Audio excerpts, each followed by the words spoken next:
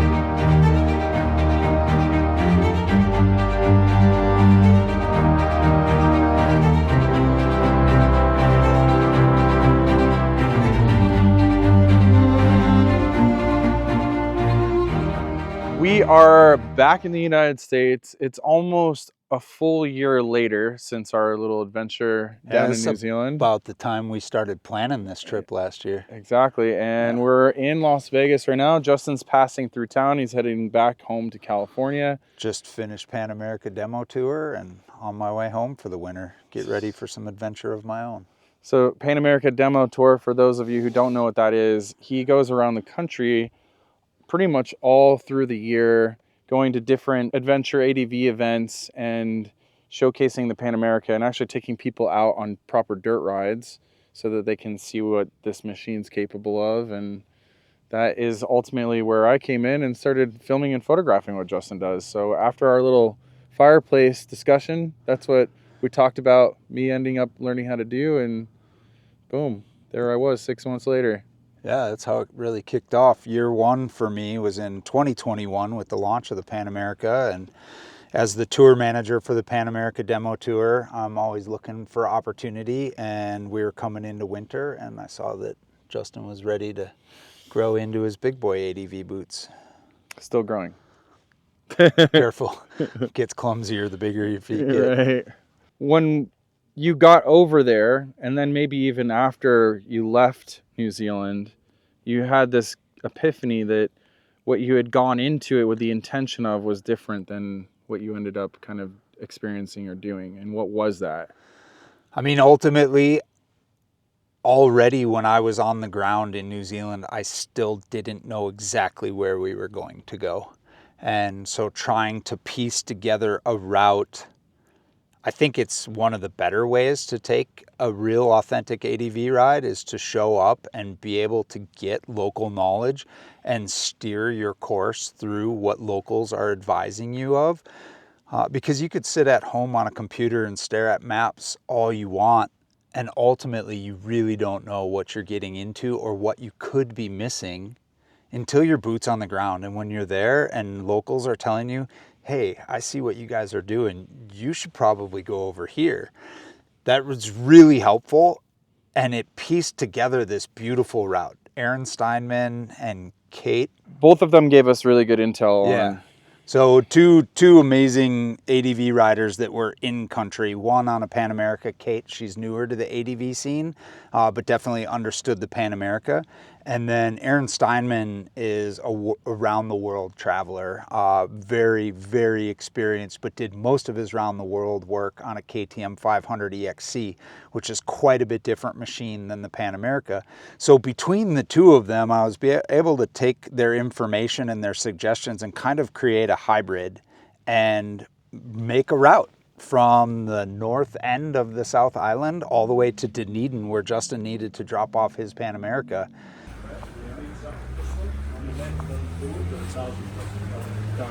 And you can come all the way through, and then you can come down that Waikaya Bush Road there. Yeah.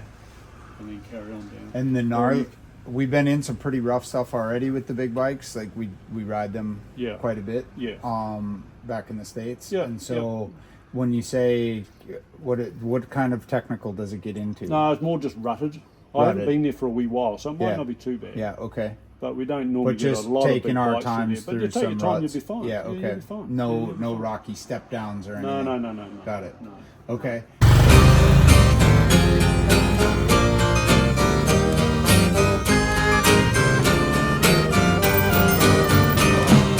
Out in the country, far from all the subtle noise of the city, there's a village green.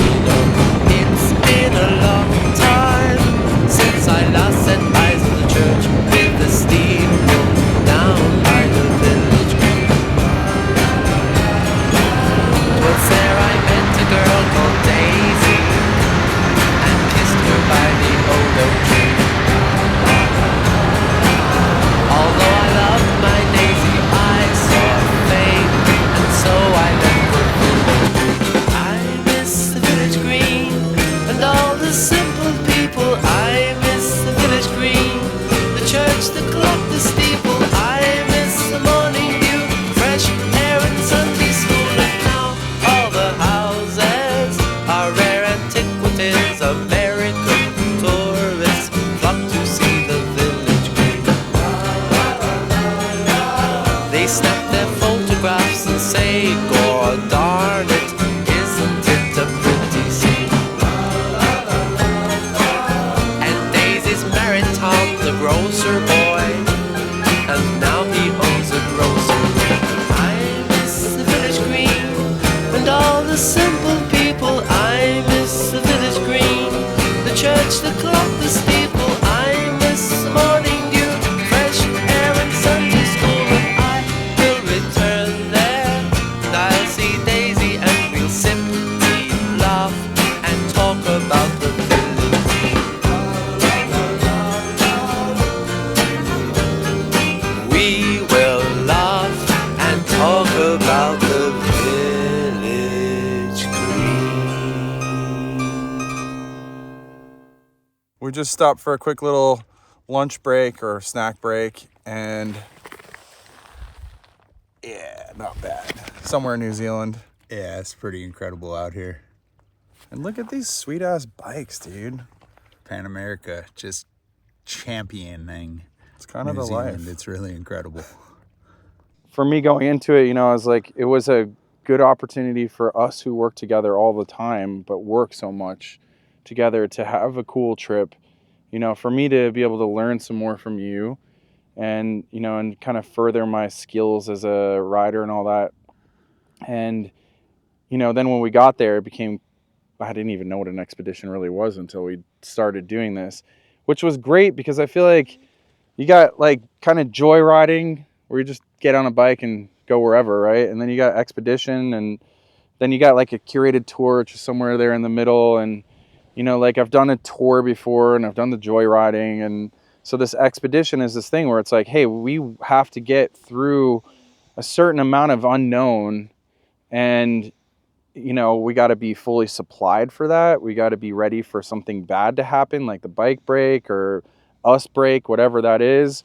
And it was really good for me personally to start out the year doing that, because the rest of the year I've been leading rides with a bunch of people and helping build the community here in Las Vegas, and having the experience of doing like an expedition really kind of like set the bar so high, you know, and like it forced me to have to respect things like memorizing the map a lot better, and, you know, understanding where we were going. And, you know, I think a big part of contention for both of us was just that we both had separate missions going into this. Yeah, I was just gonna. And that one mission was, I'm here to, I mean, the big part was I wanted to spend time and hang out. But then it was like, I also need to film and photograph this. Like, Harley-Davidson loaned us these bikes that we rode on down there. So we had some responsibility for collecting content and sharing that. Absolutely, and from other content suppliers too, like Moscow Moto gave us That's bags right. to use. Yeah, so we were on the hook somewhat for, yeah, as well as for Alpine content. Stars. So Yep. Yeah, we it wasn't just that, hey, go have fun. Like, we were on Right. the hook for some stuff. yeah, So there's this content side. I also hadn't started the YouTube channel yet, but I knew that was coming, right. which started in March. This was in January that we went. Yeah. So for me, this was an episode that could go on our channel, and now it is. Right. Multiple episodes. Yeah, And then the other side of it was that we got down there, and, you know, you and I had never done an expedition or a big travel together, you know, Yeah. and so that was like, it was merging those two things, and it was just tough, like, you know. Well, and to add to that, Justin, I really think like both of us coming from each of our areas of expertise. Yeah. For myself as well, as many expeditions as I've done, and really flung myself out into some really difficult and challenging places to travel on my own. And that part was actually the familiar part for me, but trying to document it in a useful way to be able to actually have a story to tell, you know, and that was the part where I think I wasn't bringing to the table what you needed, you know. And so I wanted you to stare at the map every night, and there was probably a part of you that's like, hey man, we gotta sit down with this camera. Yeah. Hey dude, take this camera over there right. and go talk to it for a while, you know. And when I was just buried in the map trying to figure out what the next day was going to look like, I wasn't spending that time sharing about my experience in the moment.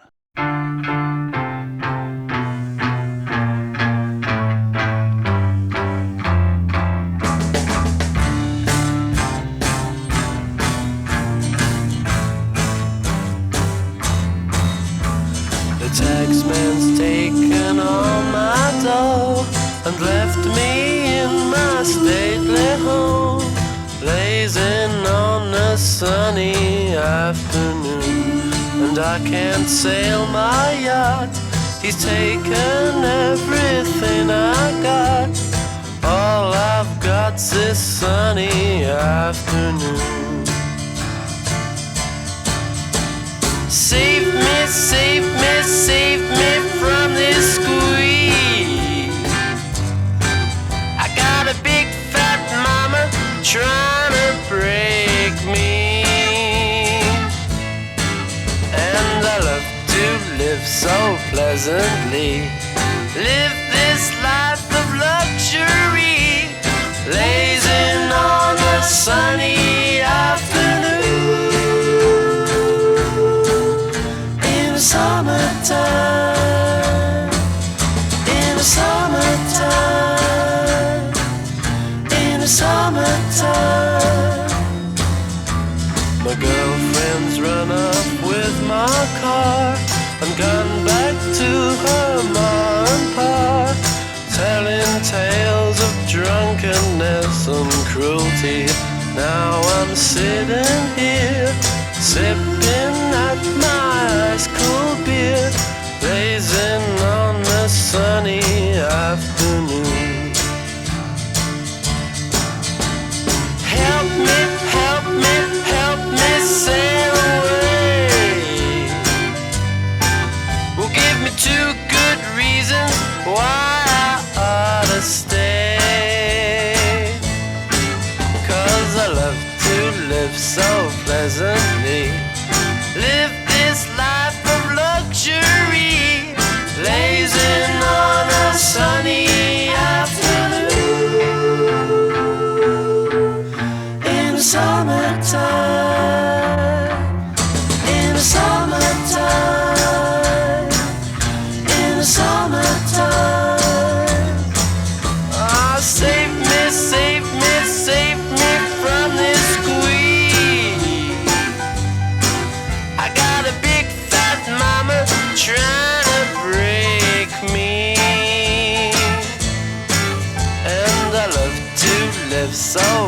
pleasantly. Live this life of luxury, blazing on a sunny afternoon in the summertime, in the summertime, in the summertime, in the summertime, in the summertime.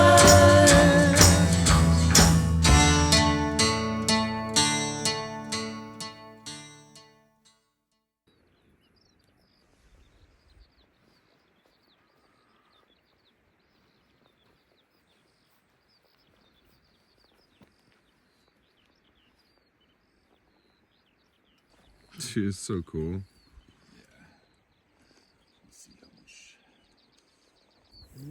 Is that one of the ones out from Maggie's company? No. I'm just gonna eat the new one too. Sounds good. Yeah.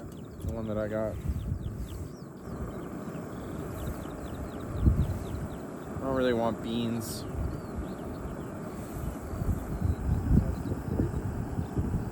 Huh? The magical fruit? Yeah. That one.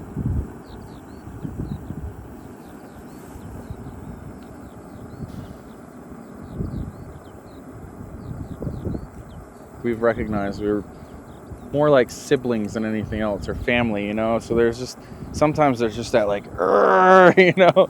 And we definitely experienced that on this trip a few times, and I think it made it challenging on top of the challenge of what we were doing, you For know? sure. But we made it through. That's the important part. I think that afterwards, like we had, like at the end of the trip, we left things on a pretty good note.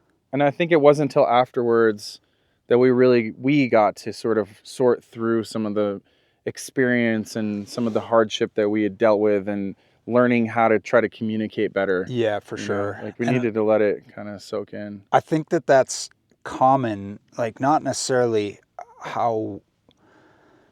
I think a big part of it is that we became very fast friends. Right. Like our similarities, our interests were so aligned that it was like, boom, and we're like super close, good friends.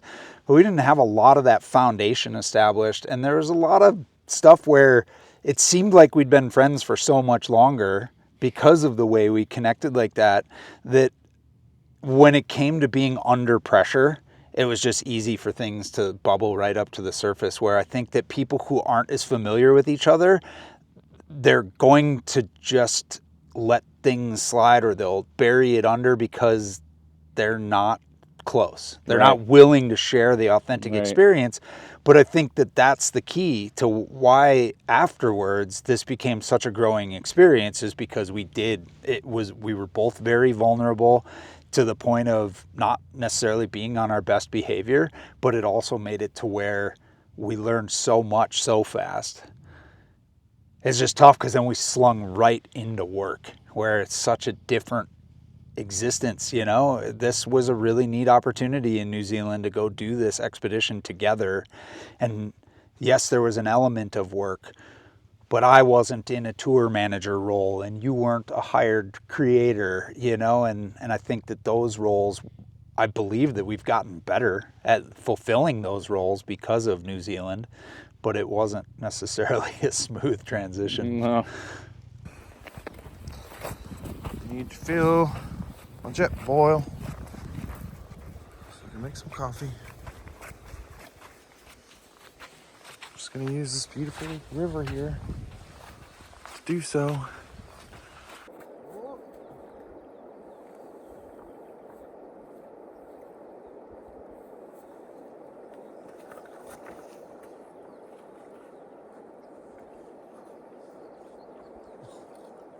Smells like water. Smells like water. Pretty fresh to me. Fresh cow poop.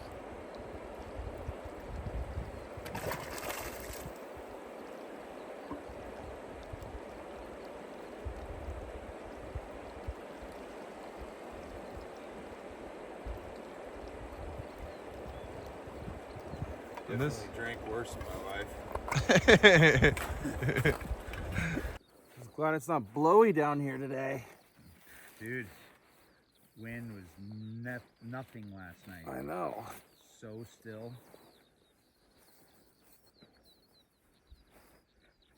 I bet it whips up through here though, just in this valley like this.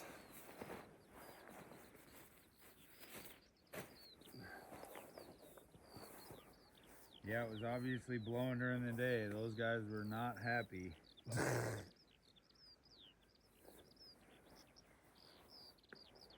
Let's do that. That's why they call it fishing, mate. If it wasn't like that, they'd call it catching.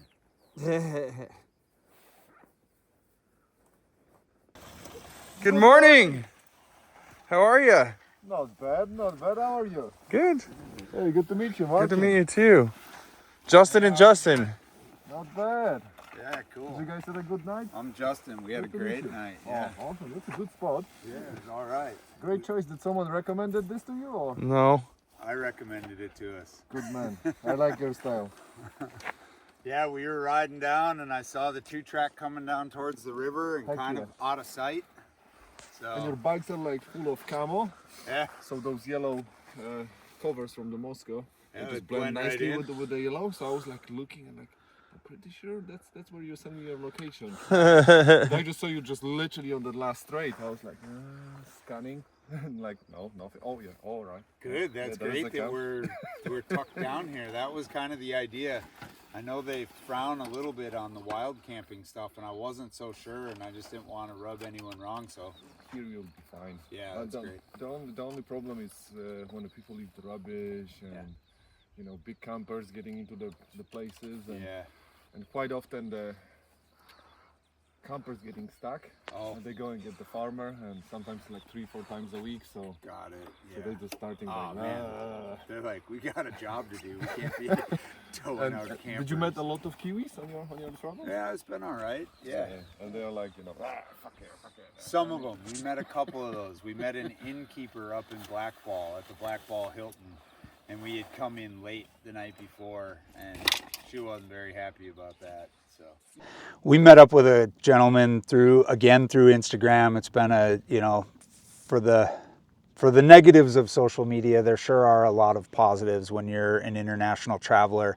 And one of those really distinct positives is meeting up with people, like-minded people that might have the next key to your adventure. And one of those people was Marcin from advbikes.co in Queenstown. The deep south of the South Island is the most elaborately stunning for sure.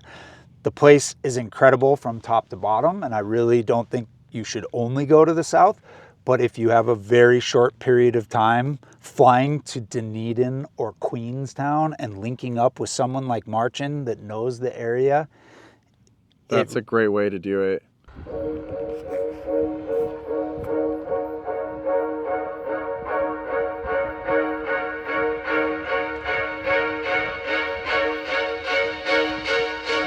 Gonna be you and me. Gonna be everything you ever dreamed.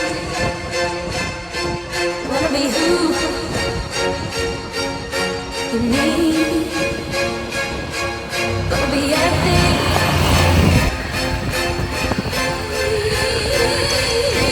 Gonna be you.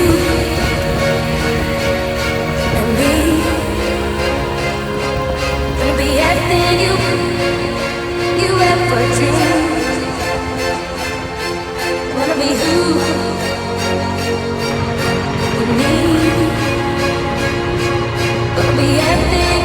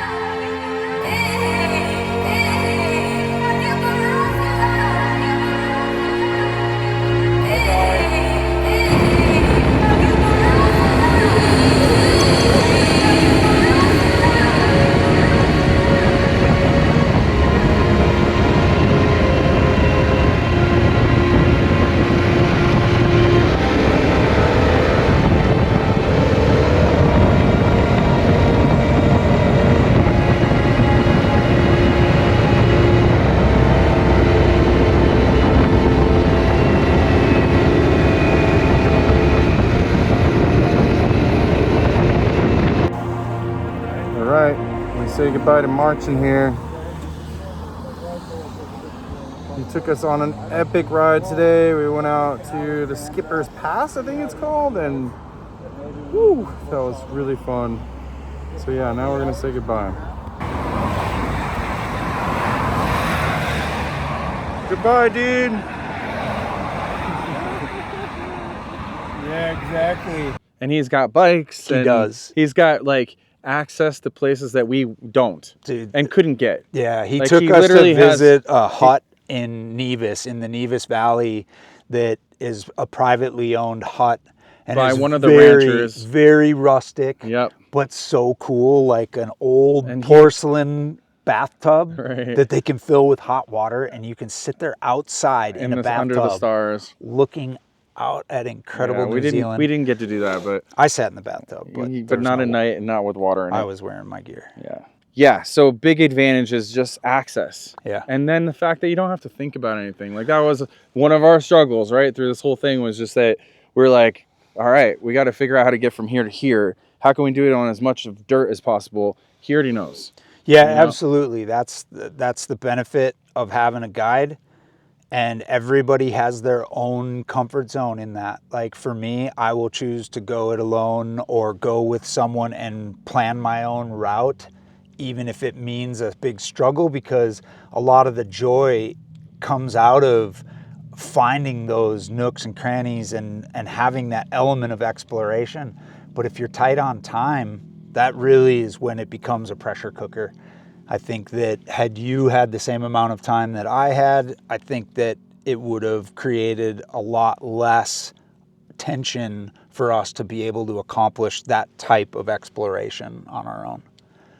Where you could fly in, Martin will have a 7-day itinerary dialed for you.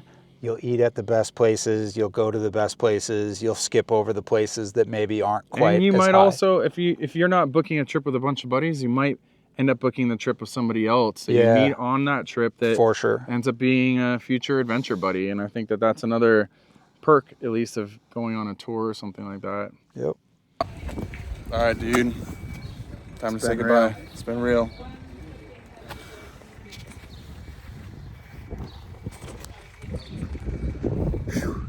It's a big one. We just jammed a lot of experience into 8 days, man. Expedition New Zealand. We Did it. We're gone, done, did it. Right on. All right, bro. Love See you. you stateside. See you We'll soon. Do it all over again. That's right. All right.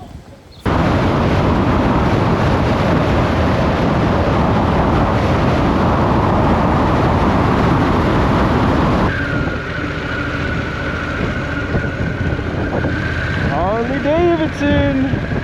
Driver and bitch.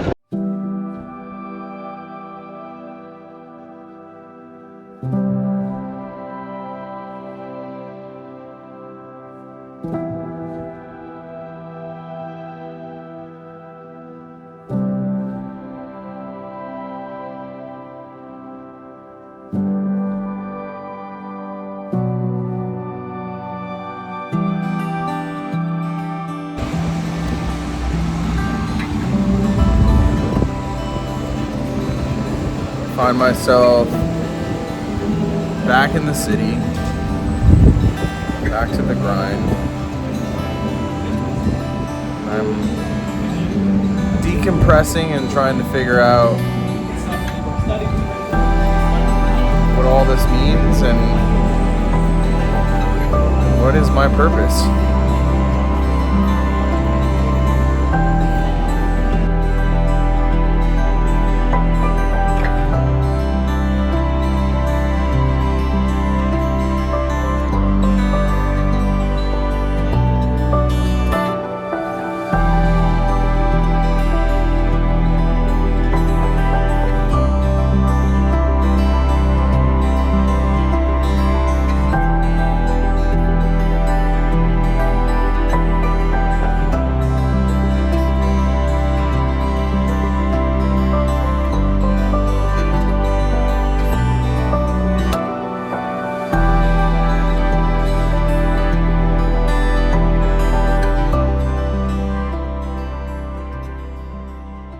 Hey, thank you guys for watching this. It's been a pleasure to get this out there finally, and we have more adventures on the horizon, I'm sure. I'm looking forward to sharing those with you too. So yeah. Yeah, man. Good job. You too, dude. It's been a pleasure. All right, I'm gonna cut this. Sure.